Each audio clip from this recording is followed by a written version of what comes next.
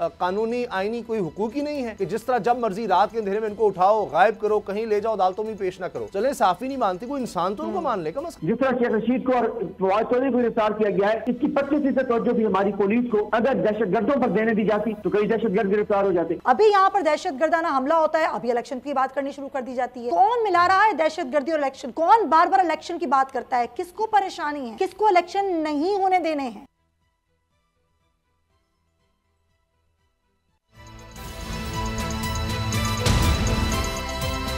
अब पता चला। बिस्मिल्लाहिर्रहमानिर्रहीम, अस्सलाम वालेकुम। मैं हूं मोहम्मद उसामा गाजी और आप देख रहे हैं अब पता चला। खबर यह है कि पुराने पाकिस्तान में सच बोलना दुश्वार, बल्कि बहुत ही दुश्वार हो गया है। रियासती जबर से सहाफ़ी महफूज हैं, ना सियासी रहनुमा। सच यह है कि हुकूमत जमहूरियत से अवाम का एतमाद उठाने की पूरी कोशिश कर रही है, पूरा जोर लगा रही है। अपने करप्शन के मुकदमे धड़ाधड़ खत्म किए जा रहे हैं और मुखालिफिन गद्दारी और बगावत के मुकदमे बनाकर धरे जा रहे हैं। पहली खबर सुने। साबिक वज़ीर-ए-आज़म नवाज शरीफ के प्रिंसिपल सेक्रेटरी फवाद हसन फवाद के खिलाफ आमदन से ज़ायद असासाजात केस का फैसला सुनाकर इन्हें बिमा अहलो अयाल बरी कर दिया गया। एहतसाब अदालत ने बरीयत की दरखास्त मंजूर करते हुए फवाद हसन फवाद की बीवी रुबाब हसन, भाई वकार हसन और इनकी आंटी डॉक्टर अंजुम हसन को भी बरी कर दिया। दूसरी खबर मुलाहिजा हो कि बोल न्यूज़ के senior anchor person Imran Riaz Khan को लाहौर से गिरफ्तार करके नामालूम मकाम पर मुंतकिल कर दिया गया। इन्हें पहले गिरफ्तार किया गया, फिर मुकदमा ढूंढा गया। इनकी गिरफ्तारी 29 नवंबर 2022 को दर्ज की गई, एक FIR की बुनियाद पर डाली गई। तीसरी खबर सुने कि शेख रशीद को आसिफ जरदारी के खिलाफ बयान पर गिरफ्तार कर लिया गया। तेजियां देखें, इधर मुकदमा दर्ज हुआ, उधर पुलिस ने आधी रात को शेख रशीद को गिरफ्तार भी कर लिया, जिन्हें 2 रोजा रिमांड पर पुलिस के हवाले भी कर दिया गया है। PTI रहनुमा शानदाना गुलजार के खिलाफ भी बगावत पर उकसाने का मुकदमा दर्ज किया गया है। ये सब कुछ पाकिस्तान डेमोक्रेटिक मूवमेंट की हुकूमत के दौर में हो रहा है। आप अंदाजा कर लें कि कितनी जमहूरियत पसंद हुकूमत है। हकीकत यह है कि इनकी जमहूरियत की अपनी ही तारीफ है। कल मरीम नवाज ने कहा था कि मौरूसियत ही जमहूरियत है। आज मरीम नवाज ने सहाफत की भी नई तारीफ की है, जिसके मुताबिक सहाफ़ी वही है जो हुकूमत के साथ खड़े हैं। बाकी वो सहाफ़ी मानती हैं सिर्फ उनको, ना कि जिनकी गिरफ्तारी हो रही है उसकी मजम्मत वो नहीं करेंगी। लेकिन सच तो सच है, कोई माने या ना माने, सच को सामने लाने पर बोल न्यूज़ को पहले भी निशाना बनाया गया और अब भी बोल न्यूज़ के सीनियर एंकर इमरान रियाज को गिरफ्तार किया गया। गैर कानूनी गिरफ्तारी के बाद इमरान रियाज को अदालत में भी पेश नहीं किया जा रहा। जुल्म का ये सिलसिला आखिर कब तक चलेगा? इस जबर का अंजाम क्या होगा? इसी से हम आगाज़ करते हैं। सुमैया रिजवान मेरे साथ हैं। सुमैया, अब इस केस में जिस तरह इमरान रियाज को गिरफ्तार, बड़ी अजीब डिटेल्स भी सामने आई हैं। जिस तरह साबिक आर्मी चीफ कमर जावेद बाजवा पर तनकीद की वजह से वो केस पिछले साल का दर्ज है, फिर इनको जब वहाँ रोक लिया गया एयरपोर्ट पर, फिर उसके बाद वो देखते रहे कि अच्छा अब गिरफ्तारी करनी किस तरह है, गिरफ्तारी डालनी किस चीज़ पे है। जबकि इमरान रियाज जब एयरपोर्ट गए तो उन्होंने पहले कंफर्म किया कि किसी चीज़ में मेरा नाम तो नहीं, कोई स्टॉप लिस्ट, कोई केस तो नहीं, तब तक नहीं था। वहाँ पहुँचे तो ये सारी कार्रवाई हो गई, उसके बाद अदालत में भी पेश नहीं किया जा रहा। यानी आप देखें ना कि अब परवाही नहीं है किसी आइन और कानून की।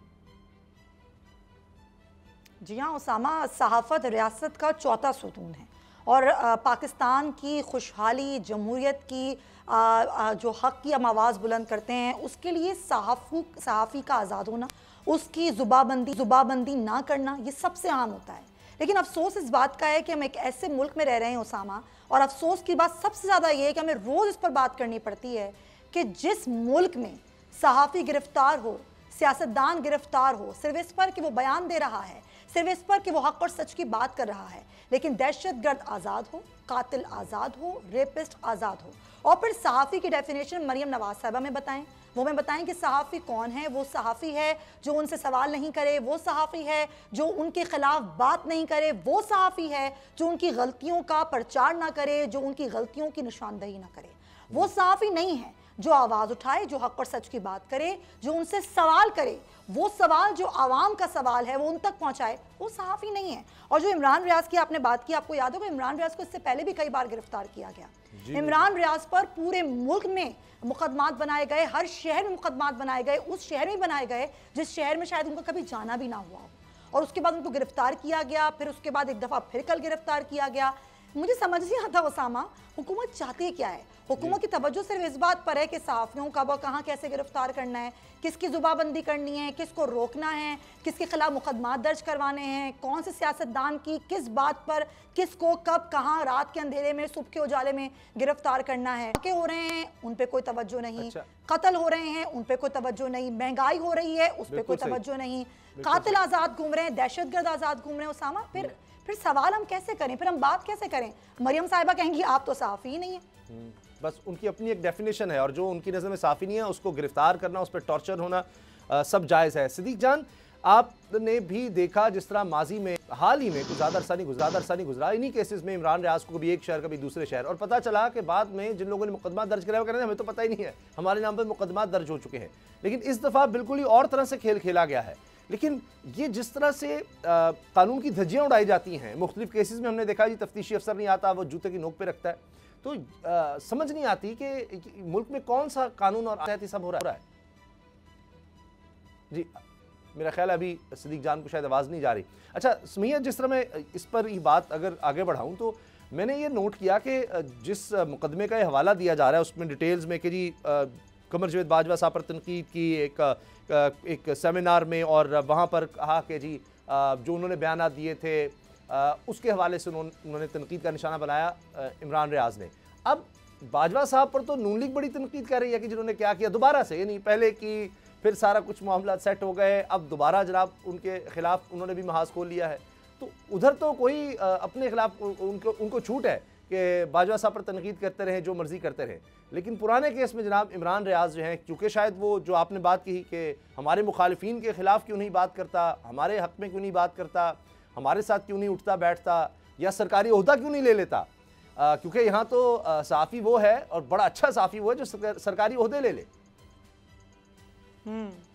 और वो मज़े की बात ये कि वो फिर अपने आप को सहाफ़ी भी कहे, उनको आप ये भी नहीं कहेंगे उसामा कि उन्होंने सहाफ़त का लिबादा ओढ़ा हुआ है।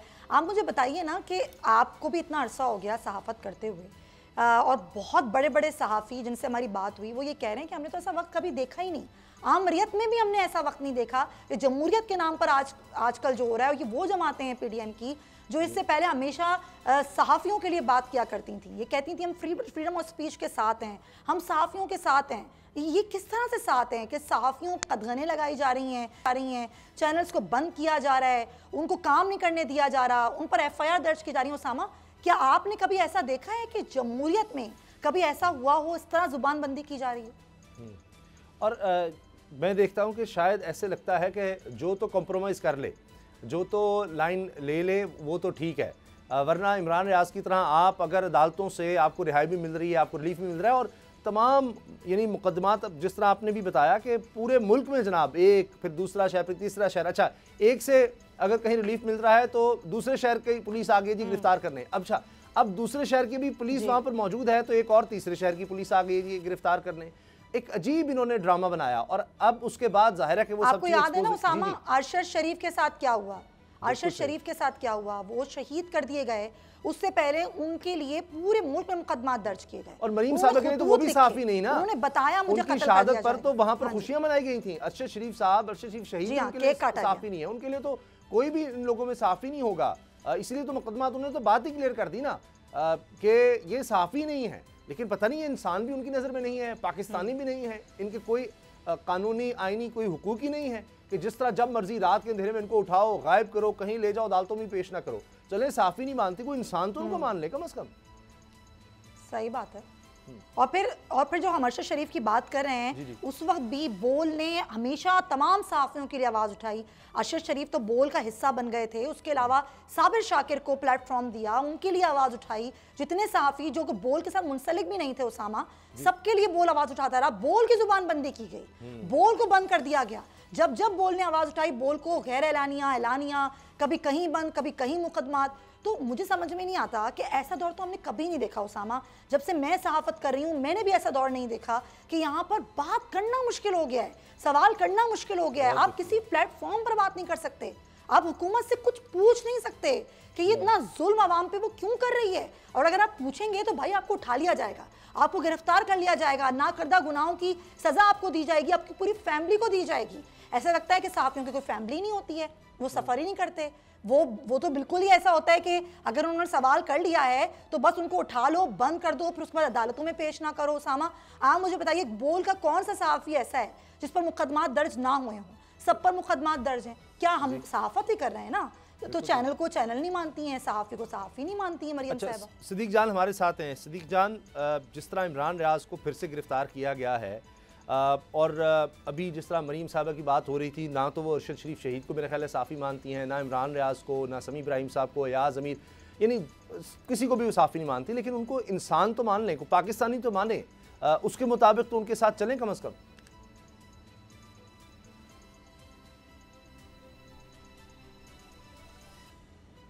की तोको रखनी मेरा ख्याल है वो ठीक नहीं है। और जिस तरह के ये खानदान है, जिस तरह की इनकी रवायात हैं, जिस तरह से इनका माजी है, जिस तरह से ये इंसानों को कत्ल करवाना, और जिस तरह से आप देखें ना कि खाना माल्टोन में क्या हुआ था, किस तरह से 14 बेगुनाहों को शहीद किया गया और एक खातून को जबरों में गोलियां मार के शहीद किया गया। ये वो खानदान है। तो इनके नज़दीक इंसानियत मैटर नहीं करती, इनके नज़दीक करप्शन लूट मैटर करती है। मुझे एक बात बताएं कि अभी जो शहीद हैं, जो साने पेशावर के, उनकी कब्रों की मट्टी खुश्क नहीं हुई, मजीद शहीद हो रहे हैं लोग, जो जख्मी हैं वो शहीद हो रहे हैं और उनके खानदान इस वक्त इंतहाई दुख और तकलीफ में हैं। KPK पुलिस एहतजाज कर रही है, बावर्दी एहतजाज कर रही है और ऐसे नारे लगा रही है जो नारे हम टीवी पे नहीं सुना सकते, बजाय इसके कि हमारे वफाकी वज़ीर दाखिला इस मामले को देखते। वो 2 रोज से अपनी लीडर, अपनी कायद, जिनकी गुलामी उन्होंने इख्तियार की हुई है, मरियम नवाज के निजी पार्टी के तंजीमी दौरे की, वहां पे प्रोटोकॉल और सिक्योरिटी के फराइज का अंजाम दे रहे। मुजाना सवाल से इसलिए वहां पर गए हुए हैं कि इनको खदशा था कि जितनी उन्होंने महंगाई कर दी है, जितनी मुल्क उन्होंने तबाह कर दी है, वहां पे कोई ना कोई मरियम नवाज साहिबा के खिलाफ नारे लगाएगा और वहां पे इनका घेराव करेगा और वहां पे कोई मिसहैप हो सकता है। इस सारे मामले को देखने के लिए आपका वजीर दाखिला, वफाकी वजीर दाखिला 2 रोज से बावलपुर में बैठा है। ये है आपके मुल्क की सूरत हाल। फिर हम कहते हैं दहशतगर्दों ने हमला क्यों कर दिया, मस्जिद में 100 नमाजी क्यों शहीद हो गए। थोड़ी सी कुछ शर्म होनी चाहिए, कुछ थोड़ी सी हया होनी चाहिए, थोड़ा सा एहसास होना चाहिए। मैं वो नहीं कहता जो अल्फाज ख्वाजा आसिम ने कहे थे वो भी शामिल कर लें। तो ये हालात हो गए मुल्क के कि जिस मुल्क में 100 नमाजियों को शहीद कर दिया जाए, जहां पे बावर्दी पुलिस एहलकार तहफ़्फ़ुज़ मांग रहे हो, जहां पे पाकिस्तान की तारीख में पहली मरतबा पुलिस राफ़ एहतजाज हो, जहां 1 लाख पुलिस के जवान जो है वो जुर्रत वाले, गैरत वाले, KPK वाले जिन्होंने हमेशा दहशतगर्दों का सामना किया, वो अब इतने गैर महफूज हो गए हैं और वो इतना इनसिक्योर खुद को फील कर रहे हैं और इतने वो परेशान हैं कि वो एहतजाज करते हुए इस्तीफे देने पर गौर कर रहे हैं, वो ड्यूटियां छोड़ने पर गौर कर रहे हैं, क्योंकि उन्हें पता है कि हुकूमत नहीं उनका एहसास कर रही, उनकी सिक्योरिटी के लिए कुछ नहीं किया जा रहा, उनको दहशतगर्दों के हवाले कर दिया गया है, दहशतगर्दों को खुला छोड़ दिया गया है, कोई कार्रवाइयां नहीं हो रही। आप मुझे बताएं, जिस तरह इमरान रियाज को गिरफ्तार किया गया, इससे आधी तवज्जो भी जिस तरह शेख रशीद को और फवाद चौधरी को गिरफ्तार किया गया है, इसकी 25% तवज्जो भी हमारी पुलिस को अगर दहशतगर्दों पर देने दी जाती तो कई दहशतगर्द गिरफ्तार हो जाते। अब मुझे बताएं कि इन करतूतों और कारनामों की वजह से कि वज़ीर दाखिला मरियम की सिक्योरिटी दे रहा है, बाकी सारी जो वजारतें हैं, जो पुलिस है पूरे पंजाब की, पूरे इस्लामाबाद की, वो अपने सियासी मुखालफिन मीडिया की आवाज बंद करवाने पर लगाई हुई है। अब अगर इसका फायदा उठाते हुए कोई दहशतगर्द कार्रवाई कर देता है तो बताएं कातिल कौन है, जिम्मेदार कौन है? क्या फिर हम इस हुकूमत को जिम्मेदार नहीं कहेंगे, इस हुकूमत को कातिल नहीं कहेंगे? ये इनकी तरजीहात है, ये इनकी सूरत हाल है। इमरान रियाज को उन्होंने पहले भी गिरफ्तार किया था, इमरान रियाज को अब भी गिरफ्तार करके देख लें। इमरान रियाज ना पहले पीछे हटा था, ना इमरान रियाज अब पीछे हटेगा। इमरान रियाज क्या कह रहा है भाई, आपको अगर वो आईना दिखा रहा है तो आप अपनी शक्ल ठीक करें ना, आप आईने को क्यों तोड़ रहे? इमरान रियाज तो वही दिखा रहे हैं ना जो आपकी शक्ल है, आप अपनी शक्ल को ठीक करें। आप इमरान रियाज से उसको दोबारा आपने गिरफ्तार कर लिया, कोई इनको फायदा नहीं होगा। और ये शायद पता नहीं ये भी कि जी वो इनके सरकारी सहाफ़ी जो हैं, जो सरकारी ओहदों पर होते हैं, कभी किसी PCB का चेयरमैन बन जाए, कहीं और बन जाए, तो ये इमरान रियाज उससे ज़्यादा मकबूल क्यों है? इसको प्लेटफॉर्म क्यों मिल जाता है? पहले चैनल बुलाते थे और फिर खुद ही कहते थे जनाब नहीं हम नहीं बोलने दे सकते, बोल न्यूज़ पर वो आए हैं, फिर वो आवाज़ बने हैं लोगों की, तो फिर ये चीज़ हो रही है। और ये सिलसिला यहाँ नहीं रुक रहा। अब आप देखें कि किस तरह शेख रशीद साहब को गिरफ्तार किया गया। मैं हैरान हो रहा था कि शेख रशीद साहब की गिरफ्तारी, चलें जी उन्होंने एक इल्ज़ाम लगा दिया जो हम माजी में देखते आए हैं, एक दूसरे पर इल्ज़ामात लगाते हैं सियासतदान। अब उन्होंने जो कहा कि जी इमरान खान ने कहा है कि जरदारी ने किसी को यानी पैसे दिए हैं किसी दहशत तंजीम को इमरान खान को कत्ल करवाने के लिए, ये सब इमरान खान को कोट कर रहे हैं। इमरान खान साहब ने यही इसके जी अब ये चूंकि जरदारी साहब की जान को खतरा हो गया है इसलिए शेख रशीद की गिरफ्तारी जरूरी थी।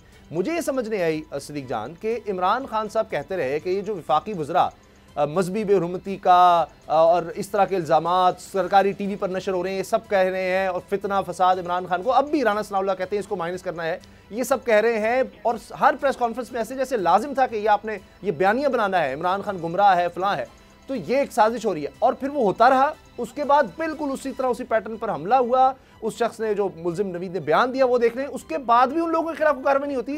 कातिलाना हमला होने के बाद भी जो सारा कुछ कहते रहे, लेकिन शेख रशीद को पकड़ लिया। ऊपर से वो यानी कोई 100-200 साल अंग्रेज़ों के दौर का ज़माना याद आ जाता है कि वही केस, असलहा बरामद हो गया, शराब जनाब बरामद हो गई। ये किस दौर में ये समझ रहे हैं कि पता नहीं इस तरह करके तो हम लोगों को गुमराह कर लेंगे या इनको दबाव में ले आएंगे।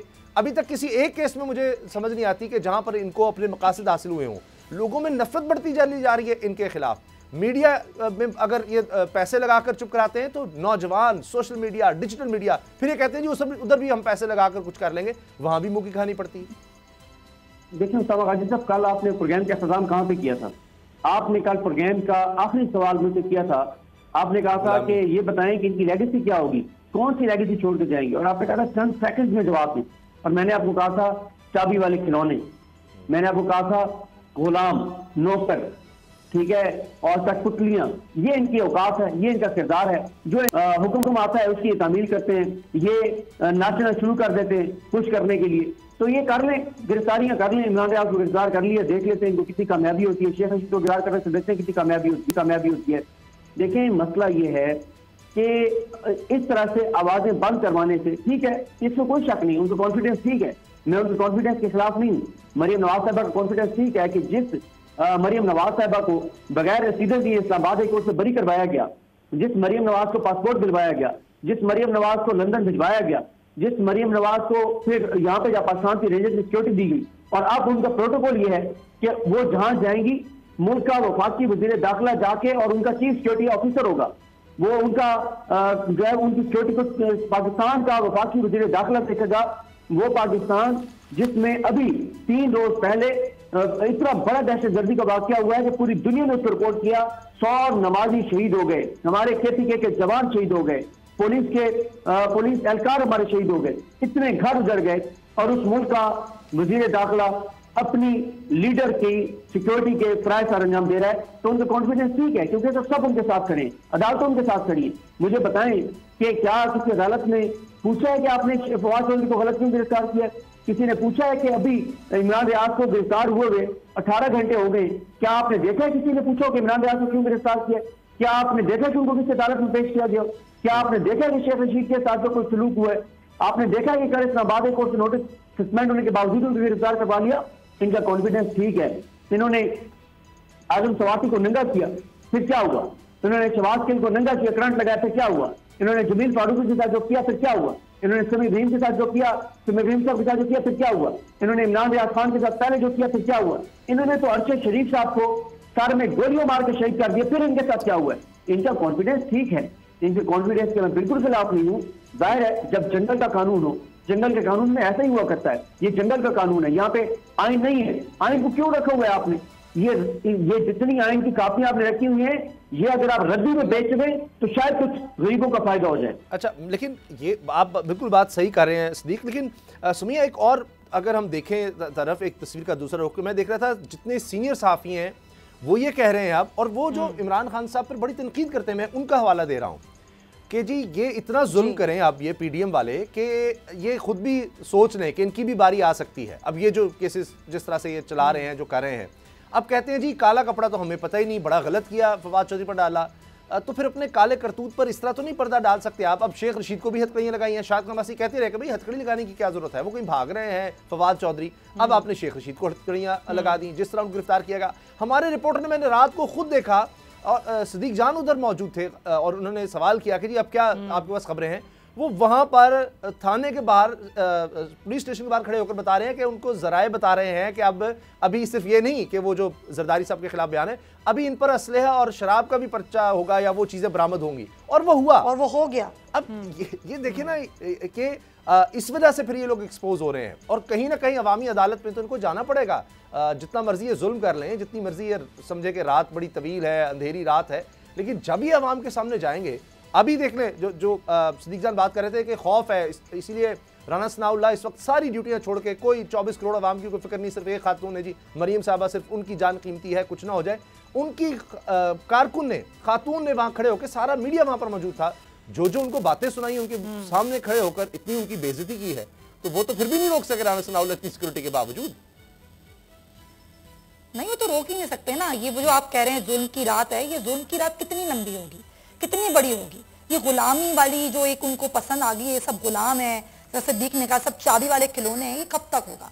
ये खत्म हो रहा है, इनके अंदर से आवाजें उठ रही हैं। आप देख लें, अभी आपने शाइखा खान अब्बासी का जिक्र किया, मिफ्ता इस्माइल हैं, उससे पहले चौधरी निसार हैं, और अभी बड़े और नाम सामने आने वाले हैं। और उसके बाद अपने कारकुनान, जो कल हम बात कर रहे थे उसामा के नजरियाती कारकुन, जो कि शदीद नाराज है इनसे, वो नजर आ रहा है। वो कब तक छुपाएंगे? वो उसको प्यार करते हैं, बुलाते हैं, चुप कराते हैं मीडिया के सामने, कहीं बात ना खुल जाए, लेकिन बात तो खुल चुकी है। जब डर रहे हैं ये जाते हुए आवाम के सामने, वोट मांगते हुए आवाम को। वैसे तो कह रही है मरियम साहिबा हमारी इलेक्शन कैंपेन शुरू हो गई है, इलेक्शन कैंपेन शुरू हो गई तो जाए ना, इलेक्शंस करवाए ना, ये पता चल जाएगा आपको। जो आवाम को आपने महंगाई का बम मारा है, ये आवाम आपको बता देगी कि आप कितने पानी में खड़े हैं। ये जो यहाँ पर दहशतगर्दी है, यहाँ पर जो मईशत का जो आपने बुरा हाल किया है, जो महंगाई का तूफान है, ये आवाम आपको अच्छी तरह बताएगी अपने रद्द अमल में। लेकिन जो बात अभी सिद्दीक कर रहे थे ना कि रियासत नाकाम हो चुकी है, ये तो वाकई नाकाम हो चुकी है। कॉन्फिडेंस उनका इसीलिए है, लेकिन अल्लाह ताला रस्सी दराज करता है, आप देखिएगा जरूर रस्सी दराज होगी, लेकिन एक वक्त ऐसा आएगा कि इनको समझ आएगा कि गलत कर रहे हैं। इमरान रियाज का हमने पहले भी हौसला देखा, हालत पेश नहीं किया जा रहा, और शेख रशीद साहब, शायद उनका ख्याल था कि वो पता नहीं चीखेंगे क्या करेंगे, वो वही बात उनके जुमले धरे जा रहे हैं कि हथकड़ी जेवर है, वो हथकड़ी उनको लगाई, वो उसी तरह उसी हौसले के साथ जा रहे हैं। ब्रेक लेते हैं और ब्रेक के बाद बात करेंगे तहरीक इंसाफ के हवाले से एक फैसला आ गया इस्लामाबाद हाई कोर्ट का, और उनकी दरख्वास्त मुस्तरद हो गई है ममनूआ फंडिंग केस के हवाले से। सिद्दीक जान से भी इस बारे में जानेंगे कि ये तहरीक इंसाफ के लिए कितना खतरनाक हो सकता है, और भी बहुत से केसेस हैं तहरीक इंसाफ के खिलाफ, क्या प्लान है। ये तो सबको पता है कि किसी न किसी तरह वो चाहते जी तहरीक इंसाफ इमरान खान माइनस हो तो फिर इलेक्शन हो, क्या ये उसकी एक कड़ी है? ब्रेक के बाद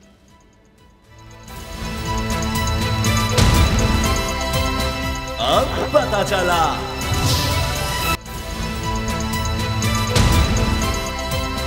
अब पता चला। इस्लामाबाद हाई कोर्ट से फैक्ट फाइंडिंग कमेटी के हक में फैसला आया, यानी इमरान खान साहब तहरीक इंसाफ की तरफ से जो दरख्वास्त गई थी ममनूआ फंडिंग केस पर, ये दरख्वास्त मुस्तरद हो गई है, और इलेक्शन कमीशन की तरफ से ममनूआ फंडिंग के हवाले से जो इनको शो कॉज आया था तहरीक इंसाफ को, उसको भी दुरुस्त करार दे दिया गया है कि अब आप जवाब दें कि आपके खिलाफ कोई कार्रवाई क्यों ना की जाए, क्योंकि आपने जो फंडिंग हासिल की वो ममनूआ है, यानी कानून के मुताबिक नज़र नहीं आती।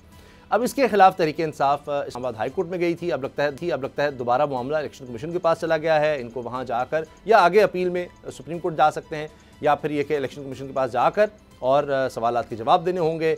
इससे पहले तहरीक इंसाफ कह चुकी है कि हमने तमाम चीज़ें वहाँ पर प्रोवाइड की हैं। सिद्दीक जान, इसमें 2-3 पहलू बड़े अहम हैं। एक तो ये कि हमने देखा था कि जब इलेक्शन कमीशन ने ये सारा फैसला दिया तो कहा कि विफाकी हुकूमत भी इस चीज़ को देखे कि जो उन्होंने करना है वो भी करें साथ। एक वो काम था। दूसरा ये कि नून लीग और पीपल्स पार्टी के अब तक हम देख रहे हैं कि उनकी भी फंडिंग का मामला है, उसमें तो कुछ चीज़ सामने अभी तक आई नहीं। तीसरी चीज़ ये कि इसमें मैक्सिमम ये हो सकता है कि वो जो फंडिंग है ममनूआ फंडिंग वो रख ली जाए, इसमें कोई तहरीक इंसाफ को कोई कलदम नहीं किया जा सकता। क्या मैं दुरुस्त कह रहा हूँ? तो फिर तो वो माइनस इमरान खान तो फिर भी नहीं हो सकेगा, जो सोच नज़र आ रही है। अगर बिल्कुल ऐसे है, देखिए माइनस इमरान खान को किसी न किसी केस में करवाना ही है, वो हो जाएगा। वो बड़ा क्लियर है कि ये तय है कि इमरान खान को किसी न किसी सेशन कोर्ट से, ट्रायल कोर्ट से, इलेक्शन कमीशन से उन्होंने डिस्क्वालीफाई तो होना ही होना है। ये बात 1000% तय है। और हाँ, उसके बाद फिर हाई कोर्ट से वो फैसला कलअदम हो जाए वो एक अलग बात है, सुप्रीम कोर्ट से कलअदम हो जाए वो अलग बात है। लेकिन नीचे से किसी अदालत से, क्योंकि इस वक्त शर्त है, शरीफ खानदान की, नवाज शरीफ की जिद है, और वो इस वक्त उनकी ख्वाहिश है, वो कहते हैं मुझे सिर्फ एक चीज चाहिए और वो है इमरान खान की डिस्क्वालिफिकेशन, वो तो कराई जाएगी, उसमें मुझे कोई दूसरा कोई भी शक नहीं है। ये जो केस है इसमें वो ये था कि आपको पता है ममनूआ फंडिंग केस था, इलेक्शन कमीशन ने फैसला दे दिया कि तहरीक इंसाफ ने ममनूअ फंडिंग हासिल की है, उसके बाद उनको शोकॉज कर दिया और इलेक्शन कमीशन ने कहा कि आप इस शोकॉज का जवाब दें कि आपकी ये रकम हम क्यों ना जब्त करें। पीटीआई ये कहती थी कि जनाब हमें आप मौका दें, हम आपको बताएं कि ये हमने ममनूअ फंडिंग नहीं ली, ऐसा नहीं है। वो कहते थे नहीं ये तो तय हो गया कि आपने ममनूअ फंडिंग ले लिया, अब हम अपने इस जो हमारी इस रिपोर्ट के ऊपर हम रिव्यू नहीं कर सकते। फाइनल रिपोर्ट है, ये मामला गया इस्लामाबाद हाई कोर्ट ने। इस्लामाबाद हाई कोर्ट ने मैरिज पे फैसला नहीं किया कि रिपोर्ट ठीक है या गलत है, उन्होंने कहा प्री मेच्योर है, एक रिपोर्ट आ गई है, उसके ऊपर इलेक्शन कमीशन ने शोकॉज कर दिया। इलेक्शन कमीशन के लिए मौका मुस्तरद हो गया है कि जो इलेक्शन कमीशन कहता था कि अब हम आगे चलेंगे, हम अपनी उस रिपोर्ट पर रिव्यू नहीं कर सकते।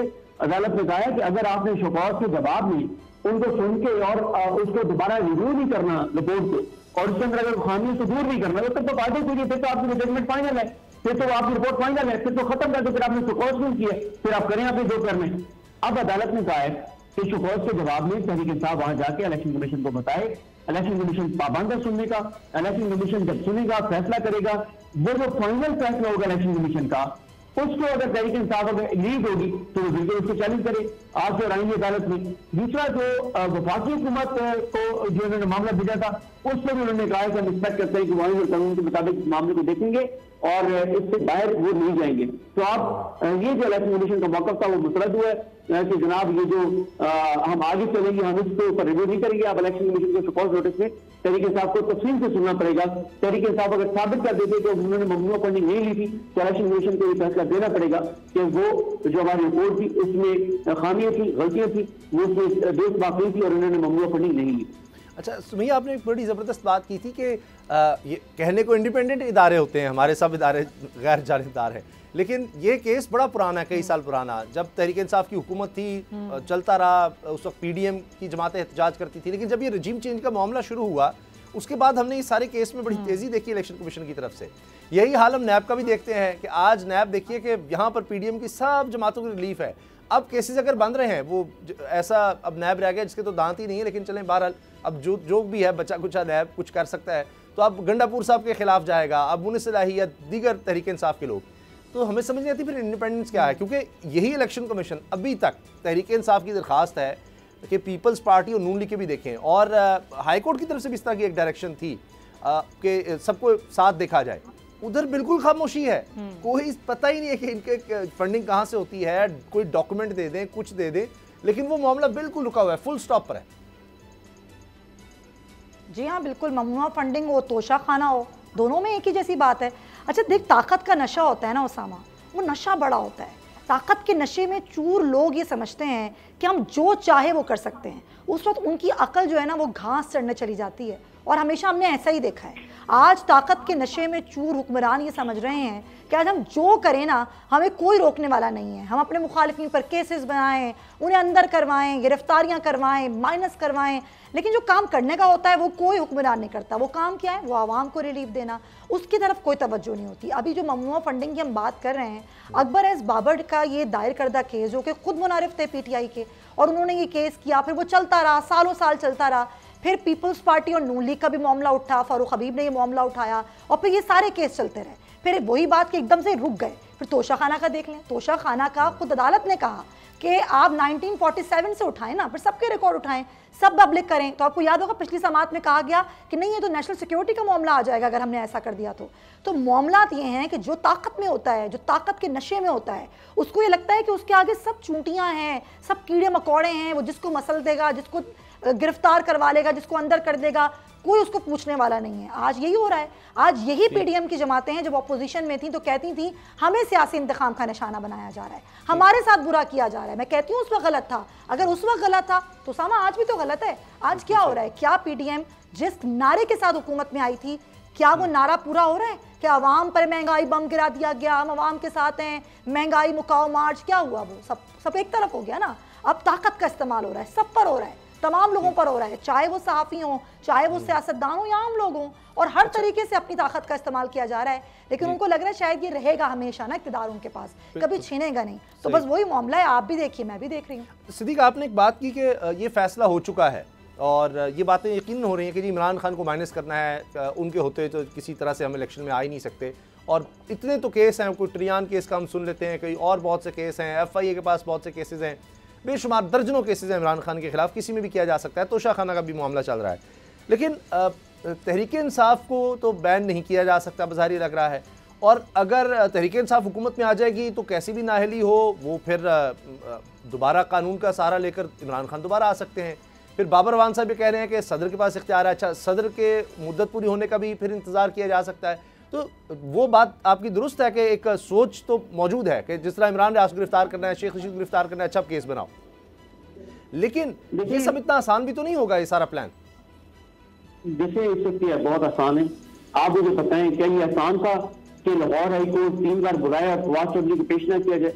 क्या ये आसान था कि जहाँ पे शेख रशीद के हवाले से नोटिस सस्पेंड और फिर भी गिरफ्तार की जाए? क्या ये आसान था कि इस सेनेटर को, बुजुर्ग सेनेटर को इस तरह से नंगा करके और सारा उसकी तस्वीर की जाए, जो वो वीडियो कोयटा वाली सामने आई थी? क्या ये आसान था? और जो उनकी फैमिली को भेजी गई थी, ये चीजें देखिए, इस वक्त जंगल का कानून है, जंगल के कानून में बहुत आसान है। जंगल का कानून क्या होता है कि जो ताकतवर है वो चीज फाड़ देता है बाकी जानवरों को, तो और वहां पे इंसान जा नहीं सकता और वहां पे कोई असूल कायदे उठाते नहीं होते। तो यही वहां पे यहाँ पे इस पाकिस्तान के अंदर सूरत हाल है। देखिए, मैं आपको अर्ज कर रहा हूँ कि इस वक्त कोई नहीं इस बात पर गौर कर रहा कि कल जो KPK में हुआ है वो पाकिस्तान की तारीख में पहली मरतबा हुआ है। वो इंतहाई खौफनाक है, वो ऐसी चीज है जिसके ऊपर खालिद साहब हम बात नहीं कर सकते, हम प्रोग्राम में बात नहीं कर सकते उसके ऊपर कि कल क्या हुआ KPK में। इस तरह से तो पहले बलूचिस्तान के हालात हमारे सामने, जब हमने बलूचिस्तान में लोगों की आवाजों को दबाया, जब हमने वहां पर जो है वो उसको मकबूजा बलूचिस्तान बनाने की कोशिश की और हमने कहा कि जो हम चाहेंगे यहाँ से बैठ के वो वहां पे चलेगा, तो फिर आपने देखा वहां पे किस तरह से रिएक्ट किया, बहुत से लोगों ने एक्सप्लॉइट किया। और वहां पे जब हमने वहां पे डेवलपमेंट नहीं कराई, जब वहां पे हमने वडेरों को साथ रख के सारा पैसा उनको दिया और वहां पे उनके जरिए हमने सियासी तौर पर कंट्रोल करने की कोशिश की और वहां पे अपना कब्जा रखने की कोशिश की, यहाँ पे हमारी जो वफाकी जमातें उन्होंने, क्योंकि हम वहां पे पॉलिटिकल पार्टीज को वडेरों के साथ मिलाएंगे और हम इस तरह से कंट्रोल करेंगे बलूचिस्तान को, और वहां के अवाम क्या सोचते हैं इसको हम नहीं देखेंगे। तो वहां पे हम वडेरों को पैसे देंगे, उससे लूट मार करेंगे और साथ जो बाकी करना वो करें। तो फिर क्या हुआ?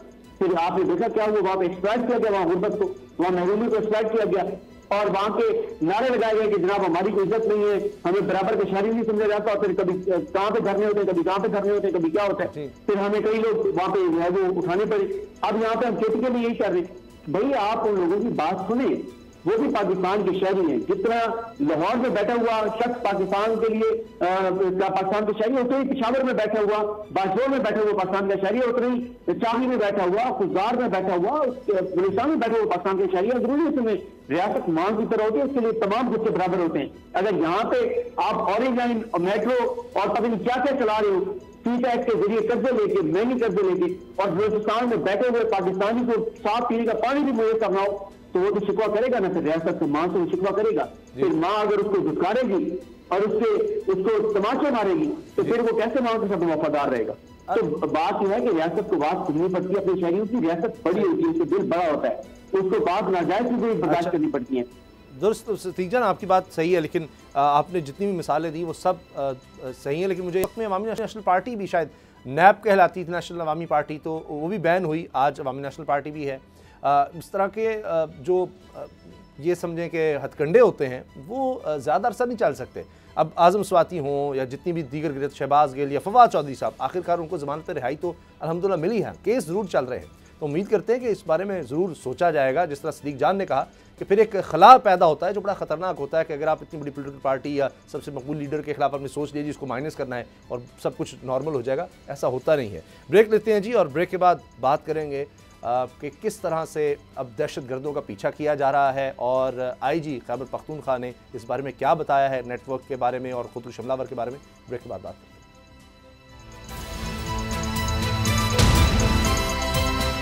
अब पता चला,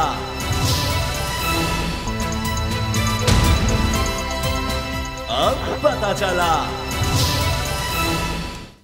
खैबर पख्तूनख्वा में जो अंधुन अक्साने हुआ दहशतगर्दी का इतना बड़ा वाक़या, 100 से ज़ायद अफराद उसमें शहीद हुए। अब इसकी तफ्तीश के हवाले से IG मुअज़्ज़म जाह ने बताया है प्रेस कॉन्फ्रेंस में कि खुदकुश हमलावर की शनाख्त हो गई है, दहशतगर्दों का पूरा नेटवर्क है, उसके हम करीब पहुँच चुके हैं। दहशतगर्द अकेला नहीं था बल्कि पीछे पूरा इसका एक नेटवर्क था और इसके साथ साथ उन्होंने भी बताया है कि जी सारा जो मोटरसाइकिल पर वो आया वो जाली, उसकी नंबर प्लेट, चेसिस नंबर सब जाली था। इसने वहाँ आकर पुलिस लाइन्स पहुँचकर हवालदार से पूछा कि मस्जिद कहाँ है, और फिर ये इसने जाकर वहाँ पर धमाका किया। अब लग रहा है कि वाकई पुलिस, ज़ाहिर है कि पुलिस के लिए भी एक सामने है, उनके इतने जवान इसमें शहीद हुए हैं कि पूरी कोशिश कर रही है पुलिस कि ये हमलावर जो हैं, इनके पीछे जो मास्टरमाइंड हैं, उन तक पहुंचा जाए। लेकिन सदीक जान, जो आपने बात की थी कि क्या इसमें उस तरह से वफाकी हुकूमत की तरफ से ताउन हो रहा है? क्योंकि राना सनाउल्लाह एक दफ़ा तो हमें नज़र आए कि उस वक्त थी तवज्जो, लेकिन अब वो मुसलसल मरीम साहब के साथ हैं, मुसलसल हम देख रहे हैं गिरफ्तारियाँ हैं, तो ऐसे लग रहा है कि फ़ोकस तो कहीं और है। और शायद खैबर पख्तूनख्वा पुलिस को या IG साहब को अकेले उन्होंने कहा कि बस ये आप इसको संभालें, और वो अपनी तौर पर कोशिश कर रहे हैं। लेकिन हम जानते हैं कि दहशतगर्दी का सिर्फ ये नहीं है कि जी खैबर पख्तूनख्वा में है, ये कैंसर पूरे मुल्क के लिए ख़तरा है, और ज़ाहिर है इसमें बॉर्डर एरियाज़ भी आते हैं। तो बेहतर नहीं कि ख्वाजा आसिफ हों या राना सनाउल्लाह वो बताएं कि कहाँ तक तफ्तीश पहुँच रही है, क्या कुछ है, उनकी कोऑर्डिनेशन कहाँ तक है, वो भी इसमें कुछ पार्टिसिपेट करें, या ये चाहे IMF से कोई मामला चल रहा है, चाहे कोई अमन अमान की सूरत हाल है, उन्होंने यही काम पकड़ा हुआ है कि बस जैसे कुछ ऐसा हो तो कोई गिरफ्तारी पकड़ लो जी, किसी को पकड़ लो, किसी को गिरफ्तार कर लो, या इधर भी कोई तवज्जो देनी है? देखें उसामा भाई, अगर आज हम ये रिपोर्ट कर रहे होते कल रात के हवाले से कि जनाब कल रात को पुलिस ने 15 या 20 शहरों में छापे मारे हैं, सारी रात कार्रवाइयां की हैं पुलिस ने दहशतगर्दों और उनके सोलहकारों को पकड़ने के लिए, तो आज हम जब ये बात कर रहे होते तो पाकिस्तान के शहरियों को कितना सुकून मिलता, कितना उनको एक इत्मीनान होता कि हाँ यार हमारी रियासत बड़ी सीरियस है दहशतगर्दी के खिलाफ। और कल जी KPK के 10 अजला में छापे मारे हैं, सर्च ऑपरेशन शुरू हो गए हैं, पूरा ऑपरेशन शुरू हो गया है। NSS जनाब 100 हमारे नमाजी शहीद हो गए, 100 से ज्यादा। अब इससे ज्यादा हमारी बर्दाश्त नहीं है, अब हम दहशतगर्दों को नहीं छोड़ेंगे। तो मुझे बताएं आज हमारे सुनने वाले कितना इत्मीनान इस बात पर करते हैं कि यार वाकई रियासत ने कोई अपनी तरजीहात तय कर ली है कि आप दहशतगर्दी बर्दाश्त नहीं की जाएगी। लेकिन कल रात क्या हुआ? आमिर के इदरान के हवाले से परवेज इलाही साहब ने दावा किया कि उनको गिरफ्तार कर लिया गया, उनके वकील को, फिर शेख रशीद साहब को गिरफ्तार कर लिया गया 2 बजे, फिर 3 बजे इमरान रियाज खान साहब को गिरफ्तार कर लिया गया, और गिरफ्तारी जो है वो सुबह 6 बजे की डाली गई। इमरान रियाज खान साहब को गिरफ्तार करने के बाद अब और लोगों के खिलाफ तैयारी हो रही है। कल ही शानदान गुलजार के खिलाफ FIR हो गई है। यानी कल रात में 4 कार्रवाइयां हुई हैं उस मुल्क के अंदर जिस मुल्क के एक शहर के 100 नमाजियों को एक मस्जिद में शहीद कर दिया, और सबसे सिक्योर एरिया था, सबसे हसास एरिया था, सबसे महफूज एरिया था, जहां पे बड़े बड़े ताकतवर हमारे जो इदारे हैं उनके ऑफिस हैं, वहां पे ये दहशतगर्द जाता है और वहां पे हमला करता है। और अभी इसके ऊपर पुलिस के जो वहां पे जवान एहतजाज कर रहे हैं उसको कुछ बात के दार कर रहे हैं। वो कहते हैं नहीं, एक कुछ हमलावर जो है उसकी जैकेट से कैसे छत उड़ सकती है, वो कुछ और कुछ बात के दार करें, इसलिए वो कहते हैं GIT बने, वो कहते हैं तहकीकात करें, वो कहते हैं सच बताएं हमें क्या हुआ है, क्यों हुआ है। फिर आवाजें उठ रही हैं कि भाई KPK के साथ कब तक ये जुल्म ज्यादती और नाइंसाफी होती रहेगी। तो बात ये है। और फिर आप मुझे बताएं कि 4 लोग ये गिरफ्तार तो भी 4 कार्रवाइयां, शानदान गुलजार, आमिर से इमरान रियाज खान, शेख रशीद, और साथ ही आपका वजीर दाखिला वहां अपनी लीडर का चीफ सिक्योरिटी ऑफिसर बन के वहां पे बैठे हुए बावलपुर में।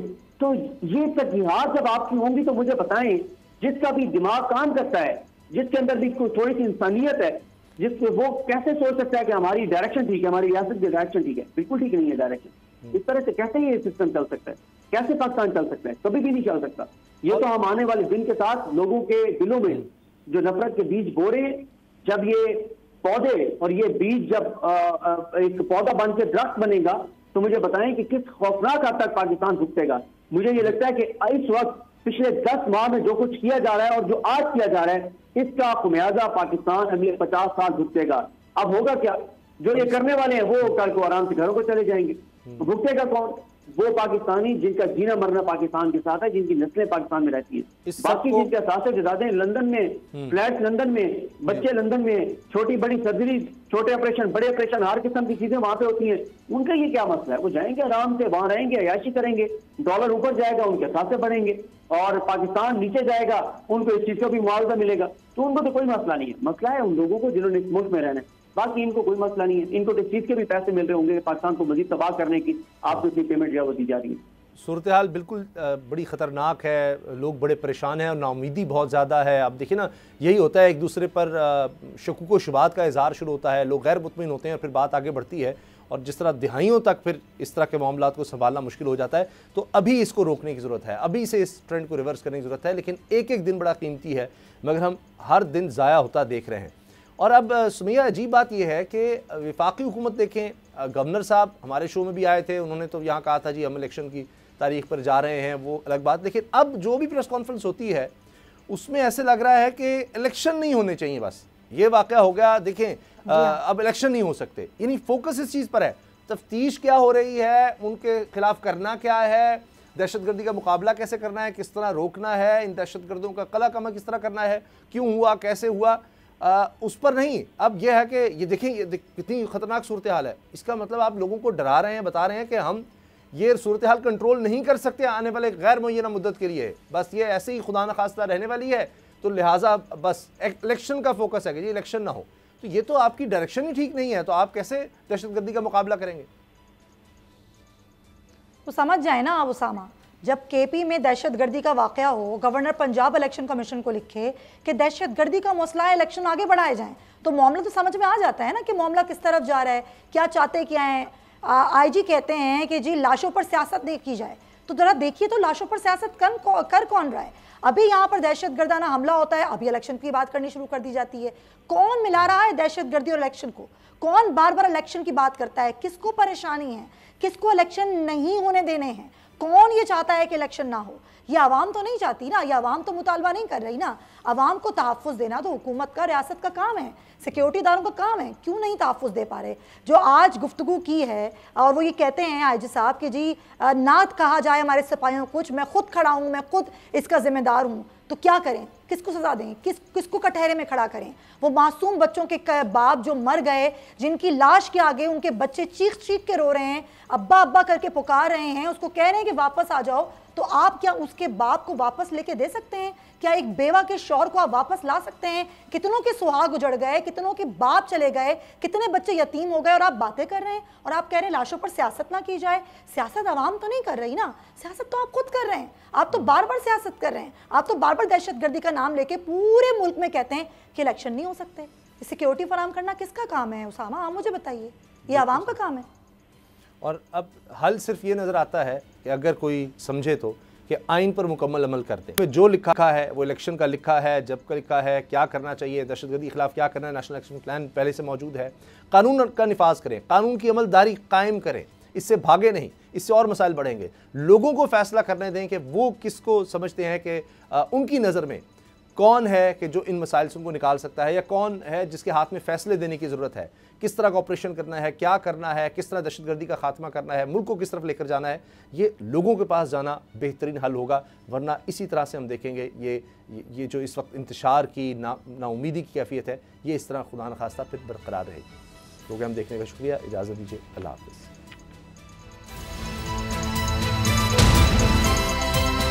अब पता चला।